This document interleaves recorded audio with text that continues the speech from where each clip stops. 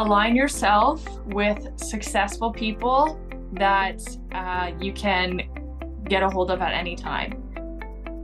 Welcome to the Realtors Conspiracy podcast, where we are dedicated to unraveling the secrets to real estate success.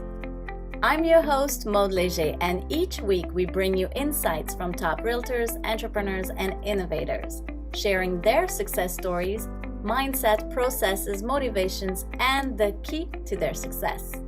Join us every Monday for a new episode and discover how to crack the code to success and take your real estate business to the next level. Don't miss out on the opportunity to unlock your potential. This week, I'm speaking with Logan from the Broddick team, and today's chat is all about structure. Logan's real estate career took off when she joined a team that provided her with the right mix of support and discipline. She's mastered the art of focusing on what works, especially in time management, prospecting, and seeking accountability. She's here to share how these changes made a huge difference in helping her grow her business. Let's get to my chat with Logan. This podcast is sponsored by Sold Right Away, the experts in real estate marketing. You work hard selling real estate, we work hard selling you. From listings to branding, Sold Right Away has you covered. For all your real estate marketing needs, visit soldrightaway.com. Hi Logan, thanks for joining us on the episode today. Tell us, what is the key to your success? Hi Mo, thanks for having me on today. I really have to say the key to my success is the people around me, whether that would be my teammates, the mentors that I've had, my family, my friends, my partner, Tyler. I don't think that I would have grown this fast this year without them. So that's definitely a big part of my success. That's amazing. What's the thing that gets you going in the morning? How do you get motivated? Well, there's definitely days where we are less motivated, but our team has we've all been taught through Kate and from my previous mentors too, is that when you get up earlier in the morning and, make sure that your schedule is done the day before, then you don't have to worry so much when you wake up in the morning about what you need to do that day. Yeah. I've personally found I used to try and have everything automated in terms of my calendar, but I actually find the more in touch I am with my calendar and the more hands-on I am with scheduling, the more it's instilled in my brain, if that makes sense. Yeah. Tell us more a little bit. Like, what is it? What's your process? How do you handwrite, or do you schedule everything? So we use a calendar called TeamUp, and that's for scheduling all of our appointments, but I also use that for tasks. So I have everything time blocked. That's something that's really changed our business, especially joining Kate this year, is having everything time blocked. So generally I do my out of the office appointments in the afternoon. And then in the mornings, I'll have, an hour or two of prospecting broken down into specific tasks. I have a lot of templated emails that I use, so that I don't have to sit there and, type, it takes more time. Yeah. And then I was having success with social media. So I was doing 3 reels a week. I've kind of fallen off the wagon with that just with the Christmas season. And honestly, we've been so busy the last couple months. But yeah, that's time blocking's really been an important part of our business and how we do things. I love it. So next question, I guess it's, what's the most impactful thing that you've implemented in your business that brought you success? Would that be time blocking? Time blocking and accountability partners. Ooh, accountability partners. Tell us more. Yeah. Well, so now as of July, my partner Tyler joined our team, and him and I have been operating as kind of a mini partnership within the team. And we have probably, if we're not in the same office or if we're running in different directions, we have check-ins every few hours where we're like, hey, this is what we're working on. Hey, this is what you're doing. We also send check-in emails to our admins in the morning, and that's another way that we can kind of go over everything and stay on task. Yeah. So that's been super important as well. I love it. Do you have templates for those emails? What is it that you want to accomplish for the day? What does it look like? So yeah, we have different template emails that we send to our admins, and generally it's like, hey, good morning, everybody. This is what we have going on today. And then we'll just in bold be like, list upcoming listings, attach all of the contact information, the dates that we have coming up that are important. And then our admins also go into our calendar and input, say if we have say if we put in an offer, it got accepted, we have conditions, they'll go and put the dates into our calendars for, okay, this needs to be firmed up by this day. Nice. Yeah, so that's helpful as well. Processes, I love it. Processes are key for sure. Yeah. What would be one process that you've implemented in your business that made the most change for you? Definitely time blocking. Yeah. Definitely time blocking. And it's been drilled into my head from the moment I got my license, but I think it took a lot of getting busy to understand how essential it is Yes. to have everything blocked out. Otherwise, you're working 24/7. Love it. Love it. What are your income generating activities? How do you get your leads? How do you prospect? What's your process there? Sure. So Tyler and I have taken an approach of using our sphere of influence. Both of us use Facebook and reach out to people. We're spending a few minutes every morning trying to engage with people that we follow on Facebook and Instagram as well. A lot of times it's checking in with old buyers that maybe never purchased. Like we both have pretty large databases of people that either own a home already or they talked about buying, and we'll often just touch base with them and be like, hey, this is what's going on with the market. It's a great time to buy. And it is right now, especially. We've had the bulk of our business this year has been first-time buyers that have all come from our sphere. So definitely taking information from the market that we're in right now and using it to educate people has been really beneficial to our businesses here. Yeah, I love it. How do you keep adding more people to your sphere of influence? How do you nurture that part of it? We do have some Facebook and Instagram ads that we use. So that's actually given us quite a bit of leads to work this year. Also, just like I mentioned, when we're doing the Facebook and Instagram engagement with our friends and family on there, if we don't already have their contact information, we'll be like, hey, can we send you some information on the market? And that's adding people to our database. Tyler's also really well connected because he's in construction and he's been doing it for so long. His sphere of influence and his database is large in and of itself. So we often engage with those people and they refer business to us. Actually, speaking of referrals, that was another strategy that I used early on in my business, was just connecting with lawyers, mortgage agents, people like that. And I've had a few referrals this year from my, I call it my networking team. Yeah, I love it. I love it. Very cool. How's the mentoring going with the team? Do you have a mentor person that's assigned to you? How does that process go? Well, as of now, Kate's been pretty hands-on with all of us. We do have weekly meetings as well as monthly meetings, and then we all have an opportunity to book one-on-one time with Kate to go over our businesses. The most recent business evaluation type thing that we did with Kate was she had us fill out it's almost like going over the pillars of your business, and you have to rate yourself, and then whatever you rate the lowest, she'll kind of hone in on and help you really structure yourself to improve that. Nice. So that's been very helpful. What are the main pillars, I guess, that you're looking into? I can't remember off the top of my head, but definitely we had I think there was a prospecting one. There was also time blocking, managing the deal from start to finish. Yeah. And within that, there was details about, like how often are you talking to your clients? Like how often are you updating your clients? Also, are you responding in a timely manner? Just things like that require all of us to look into our businesses and really kind of see where the cracks are. Yeah, that's super empowering. I love it. Very cool. Yeah. What would you say is like a common theme from successful agents that you've encountered so far? I think it's consistency and structure.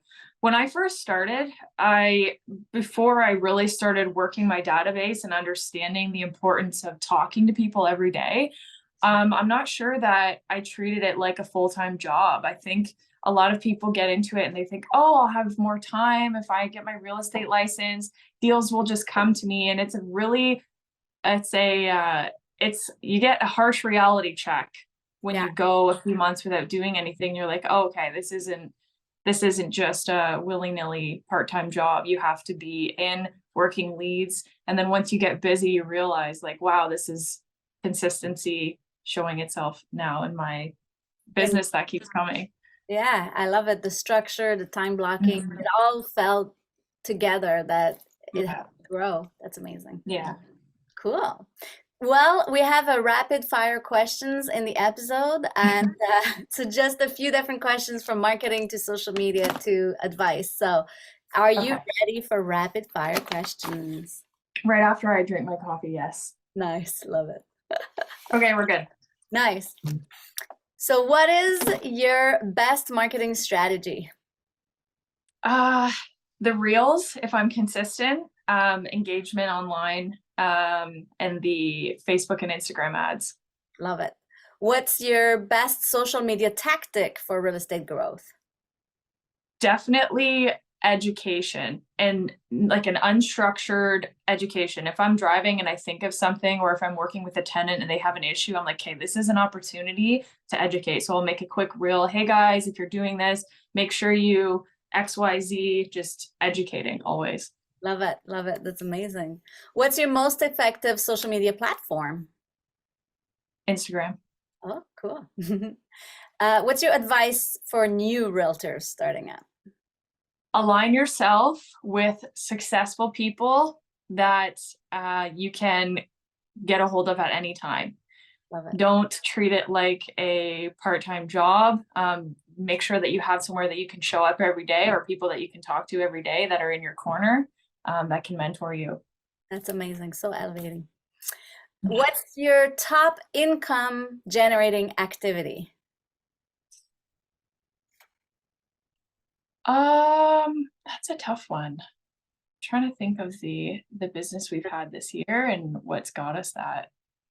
Probably the engagement with people on social media. Yeah, nice. Very cool. Which Yeah. non-income generating activities should realtors drop? Um, Stressing over design Yeah, and trying to perfect things that you're putting out, whether you're putting up out a billboard or any kind of marketing, like trying to perfect that to be like everybody else, or just to be perfect, is like a huge time waster. I love it. This is so cool. How do you win more listings? I think our team, selling our team is really an attractive thing. Like when we go into a listing appointment, there's not many people that can say, "Hey, we have 14 people on our team. If you need to go to if you need to go to a showing, or if you want an open house done and I'm busy, there's, you know, a ton of other people here that are willing to do that."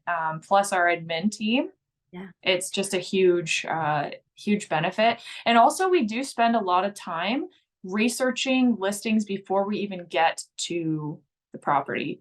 Love. And Tyler and I have a good partnership where when we go into a listing appointment, he has a huge wealth of knowledge from his construction background. So a lot of the time he focuses on the house. And then when we sit down at the table, I focus on the strategy that we use to sell the house. So it's a good mix. So cool. Yeah, that works really well together. How do you leverage your listings once you get the listing?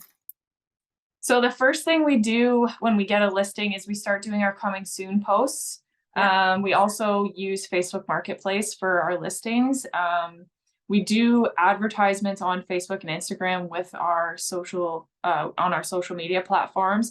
Our team also has a page that has a huge following. So our admins are really good at posting consistently. And Yeah, or we also use, if we're in a listing presentation, when we go to send out our follow-up email, we'll show them the ads and the previous listing webpage for something like a listing that we had just closed. Awesome. So what is the key to building a strong network? I think so I actually sent an email to new buyers that we have yesterday, and I went over our buying process. And as I was typing the email, I explained a little bit about how we negotiate. And when it comes to building good relationships with other agents, it starts with the very first point of contact that you have with them, whether it's you're calling to ask a question about a listing they have or something of that nature. It's super important just to be kind and understand everyone has different ways of doing business. Those relationships can definitely take you far, as well as your own personal network. So my network of lawyers and mortgage agents, just always being kind. And if they invite you to an event, show up, make friends with people. Really get to know who you're working with. I love it. Nurturing your network, really keeping in touch. Yeah. Oh. Yeah. What are key industry resources for you in terms of education or growth and development? We read a lot of books about psychology and about growing a business and how to talk to people. I think also just tapping into our team. So for example, if I'm working with a client and I'm not really sure if they have a certain type of personality that I'm not sure is meshing with mine, like I'll call someone else on the team and be like, hey, like this is how I feel. I haven't dealt with this before. And my team's a really great resource for anything, really. That's amazing. So much experience behind you that can help. Yeah, very cool. All right. And then what's the best advice you've ever received? Stop thinking about it and just do it. Love it. It's probably something that I needed to hear a long time ago, but it's taken a long time to really understand what that means. And it's really just implement. You can plan all you want, but you have to implement too. Love it. Love it. Ideas versus execution. Love it. Yeah. Cool. And everyone has their own definition of success. How do you define success? I would define success by having let me think about that for a second, because I always want to use the word balance, but there is really no balance. I think my idea of success is always trying to move the needle forward, whether it's in your professional life or your personal life, but also enjoying things along the way and not getting so overwhelmed and so stressed. Okay, I love it. It's more like harmony versus balance. Yeah, I wouldn't consider like financial success my idea of success. It's in there somewhere, but I think it's just being able to handle things and enjoy the ride, and also make sure that you're trying to implement new things to be better every day. I love it. Small little increment changes. Yeah. Nice. Very cool. Thank you for sharing all of this. It's so empowering for other realtors and so much growth. I love it. Thank you. Thanks for having me. Where do we find you? What's your Instagram handle and where do people connect with you? Yeah. So on Instagram, I'm at Logan Rich RE, and then Tyler is at Tyler Brown. Oh no, sorry, at Agent Tyler Brown. Okay. Or you can follow our team, the Kate Broddick team on Instagram. Facebook is just Logan Rich Real Estate. Amazing. Well, thank you so much for sharing all of this. Looking forward to see you grow in the upcoming year. Thank you, Maud. You too. Thank you. Thanks for tuning in. Until next time, make every action count. Reflect on the insights from today's episode and ask yourself, which strategies and action can you implement to grow your business and win more listings? Your growth journey begins with a single step. What will yours be? If you enjoyed this episode, please share it with your network and help spread the word. Together, we can inspire and empower a community of realtors to crack the code to real estate success. Don't forget to subscribe to our podcast, Realtors Conspiracy. Stay motivated and see you next episode.